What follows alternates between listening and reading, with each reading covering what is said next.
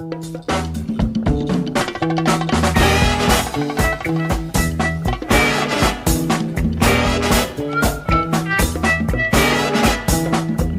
of night with the moon shining bright. There's a set going strong, a lot of things going on. The man of the hour has an air of great power. The dudes have envied him for so long. Oh, Superfly, you're gonna make your fortune by and by. But if you lose, don't ask no questions why. The only game you know is do or die.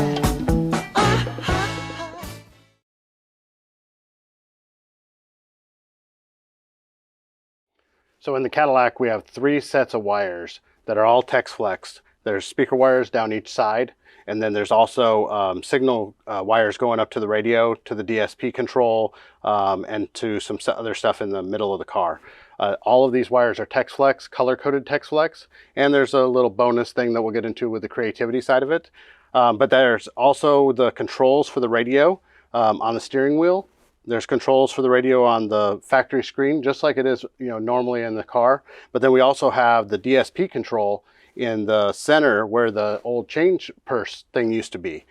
We also have the control for the DSP screen up in the mirror. Again, we'll talk about that in the creativity section, but all of these things work together so you can drive like a normal car, even though it has a big, huge stereo in it, without being distracting at all.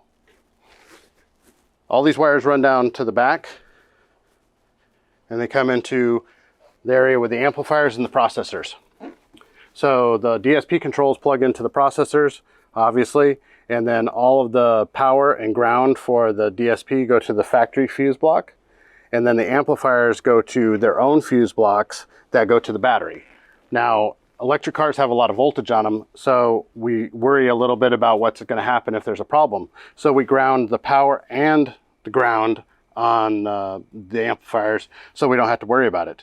Also, all the wires are Tex Flexed. They're all completely secured up to the sides here.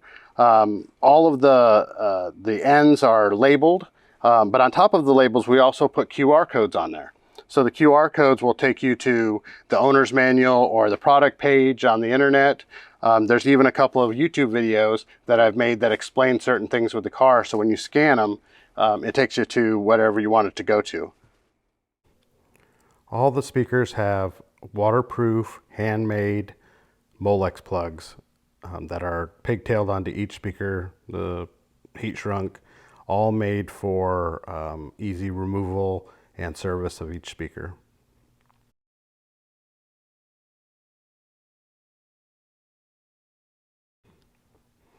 All the wiring underneath the carpet is anchored down with high visibility wire ties, heat shrunk, and LEDs in the heat shrink so you can see direction of travel of signal.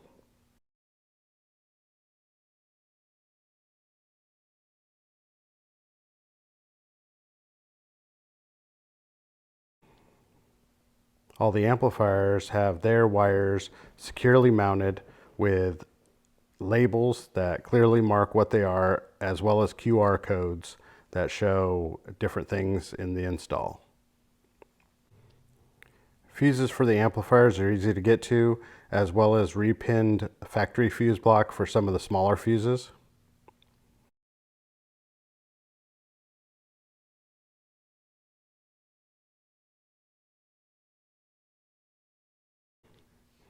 There's labeling on the heat shrink as well as QR codes, as we talked about before.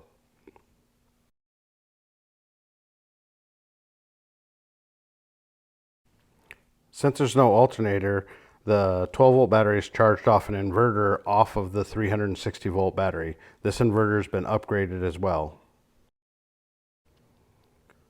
All the controls to operate the radio and stereo system operate just like a normal car. Steering wheel controls as well as controls on the radio, but with the addition of the DSP controller in the change purse area.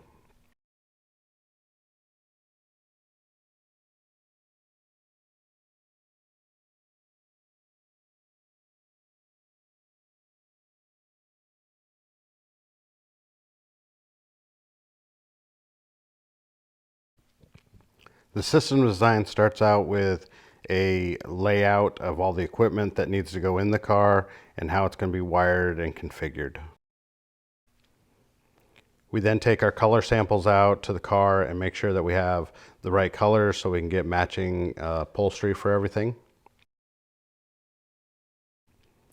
On certain cars, the system design has to figure out how you're going to get signal from the factory radio to the aftermarket amplifiers.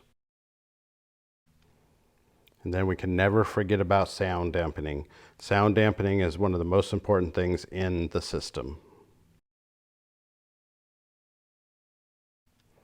Just spending some time looking at the interior so you can make panels that match the rest of the interior and flows with the rest of the car is very important. Here's a current example of how I run all of the wires in all of the installs that I do.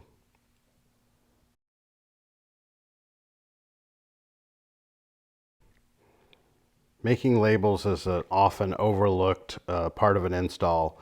If everything is labeled correctly, it's much easier to service it, and anybody else can service it as well.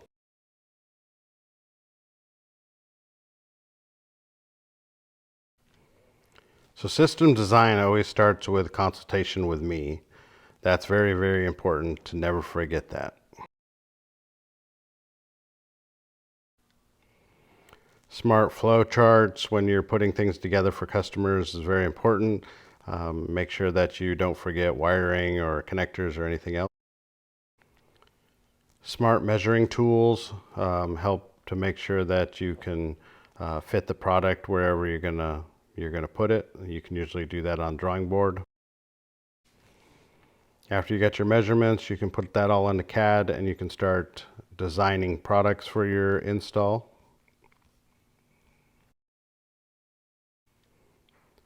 Ultimately, though, it goes to layout.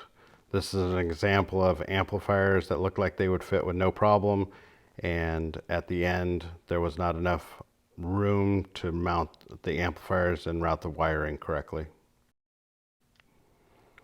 With a 3D scanner now, we should be able to do most of the design on the computer without ever having to put amplifiers or speakers in the car. We will know they fit beforehand because we can 3D model it. Sometimes you really have to take the car apart to see what you got to work with, just like I did here.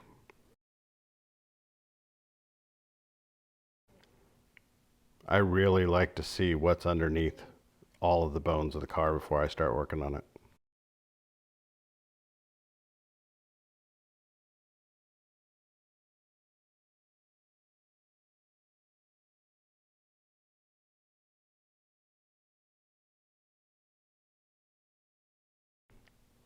Here's 3 examples of service manuals that I do for the cars that go through everything on the install.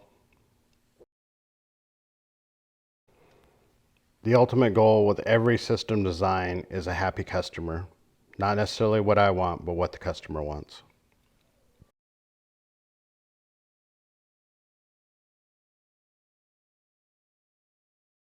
So my role in the shop is owner, installer, salesperson. I do everything. I'm a one-man shop. I've been that way for a long time. So the big thing for me is that I have to be self-motivated. So my role, even though I do everything, is really to keep myself motivated all the time by doing interesting projects. I think that's a big help for me. But if the boss gives the employees a headache, well, I'm going to be the one with the headache too. So my role and activities in the industry are, I help a lot of guys out doing DSP trainings. I also will remote in and help if they have some issues. A lot of times on the weekends, regular tech support's not open. So at my shop, I always have a computer up that has TeamViewer going, and I will log into their computer and help them. Sometimes I'll also give them some pointers on speaker locations and how the sound's going to interact with the interior of the vehicle in theory. I have discussions like that. So that's my biggest role and activity in helping other stores and other professionals be better at their job in our industry. So my personal and professional evolution and growth this year, I believe that I have grown professionally by learning a lot of new techniques, CAD drawing, some beginning 3D modeling, digital scanning, things like that. I think all of our professionals in our industry are going that way. I've been doing Photoshop and Adobe Illustrator for about 10 years, which is what I've been using for laser work. But using CAD now has given another dimension to that, as well as SolidWorks 360. All those programs, I think that's really been professional growth for me this year. What do I hope to have on my professional growth and personal growth this year coming up? Well, hopefully I win Installer of the Year, and that gives me the ability to work with some other high-end installers on some projects. It's always nice to have like-minded professionals working on projects together and making some really, really badass cars that sound good and look good. Why should I be Trusted Tech of the Year? Well, you know, some people say they're the first person somebody calls whenever they have a problem. And what I say is I'm the last person they have to call. That's probably why I should be Trusted Tech.